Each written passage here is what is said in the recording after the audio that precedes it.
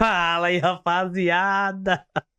A verdade é que de uns tempos pra cá nós temos visto várias histórias acontecendo com o nosso Brasil, né? Tudo histórico. 7-1 histórico, nunca uma seleção havia levado tantos gols assim, uma goleada tão grande numa semifinal de Copa do Mundo. Eliminação, ai, Brasil eliminado nas oitavas de final.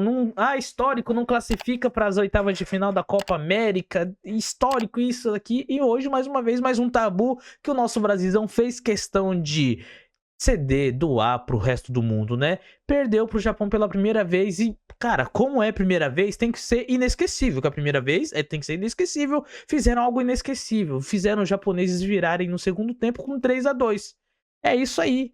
Falou, estão perdendo de 2-0, estamos ganhando de 2-0, vamos fazer eles lembrarem disso o resto da vida deles. Então, bora lá. 3-2, virada impressionante do Japão diante do Brasil, aqui em Tóquio, aqui no Japão. Pois é. E aí, o que eu vou falar amanhã no serviço? Não sei, né? Se inscreve no canal, deixa o like. Já vai lá no Instagram também, que eu sempre tô comentando, falando algumas coisas dos jogos lá, trazendo algumas notícias, alguns vídeos, beleza? Então, acompanhem lá. Rapaziada, a verdade é que esse jogo aí, o japonês estava valendo muito, tá?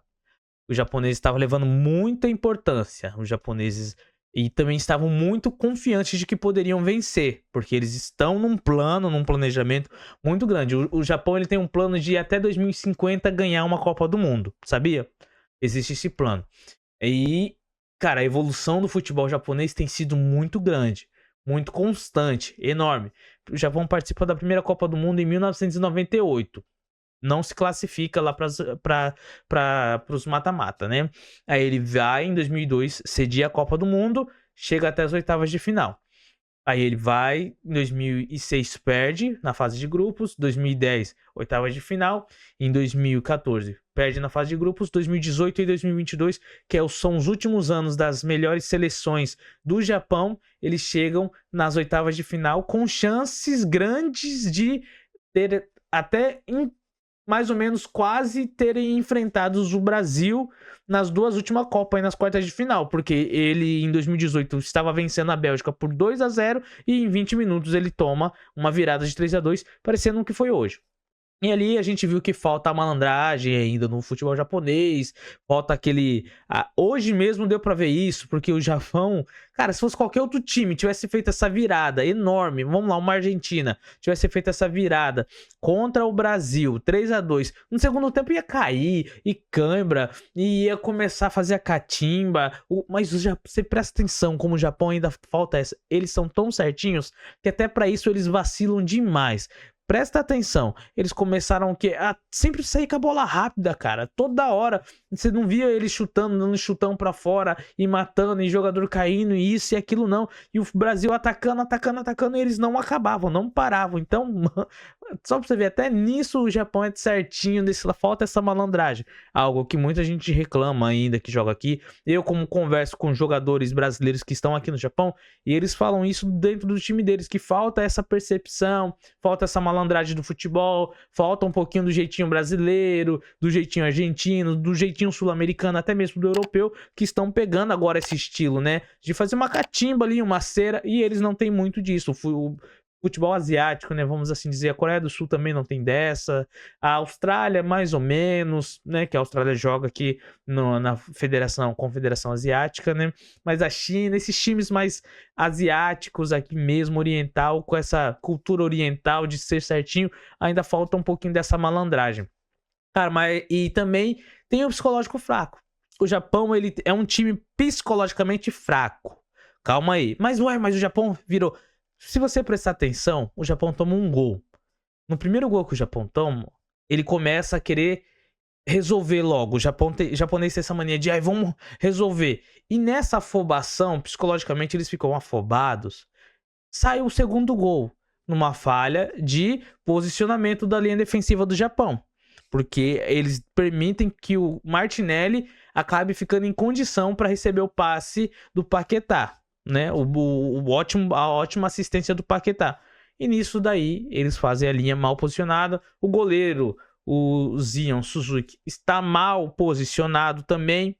Tudo isso é algo psicológico, rapaziada, não tem como. E ali, ele toma o gol do Martinelli, um baita gol, um belo gol, diga-se de passagem.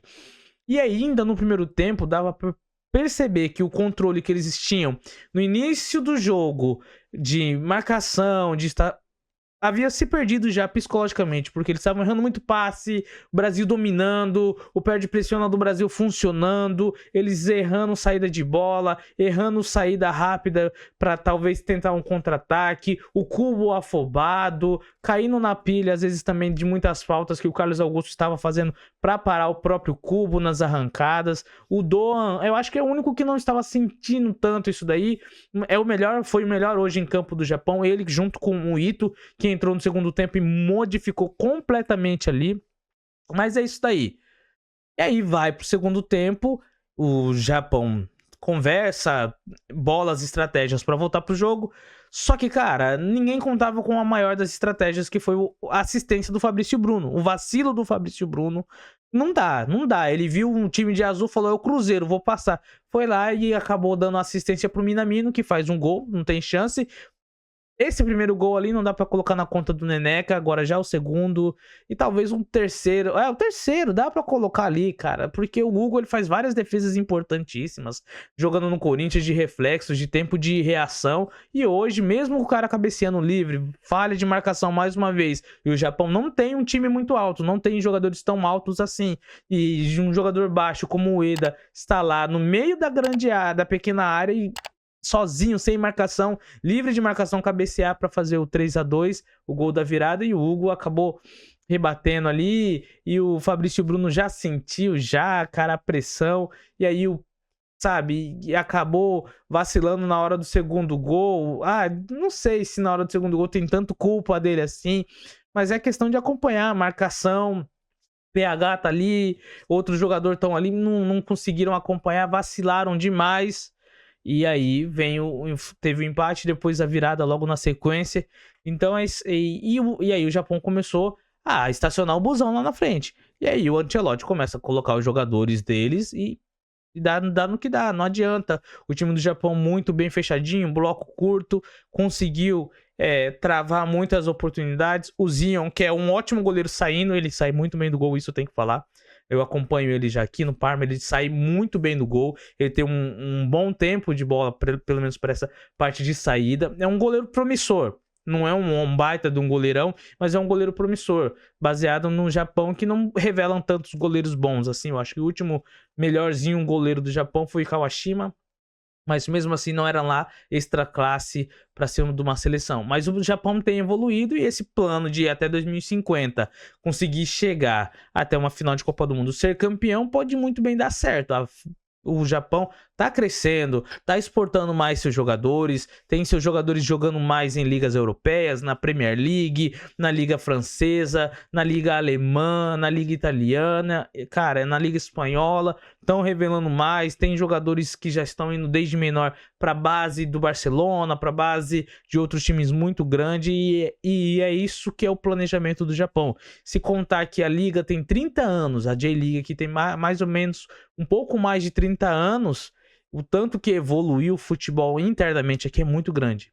Rapaziada, vocês não fazem noção do cenário. Então eu te convido para me acompanhar mais no Instagram, principalmente, e ver lá o que eu deixo, o que eu mostro sobre o cenário do futebol japonês aqui, da liga japonesa, como está em constante crescimento. Vê aí o podcast, as entrevistas que eu faço com o pessoal, com os jogadores aqui, eles vão relatar qual a diferença, como que tá o nível de futebol. Fisicamente é um time, é um país muito bom, tem jogadores muito bons fisicamente, resistente, e é isso daí que aconteceu. O gol do Fabrício Bruno deu para os japoneses, colocaram eles psicologicamente, deram aquela injeção de ânimo e confiança, e eles começaram a confiar e acreditaram, e por outro lado feriu a zaga do Brasil, e depois a falha do Hugo feriu o Hugo, e aí o Brasil já não tinha mais segurança. Teve uma bola que o Hugo tentou defender, tentou agarrar, espalmou, quase que bate o taco, resvala ali e acaba indo pro gol do Brasil, o adversário tomar um 4-2.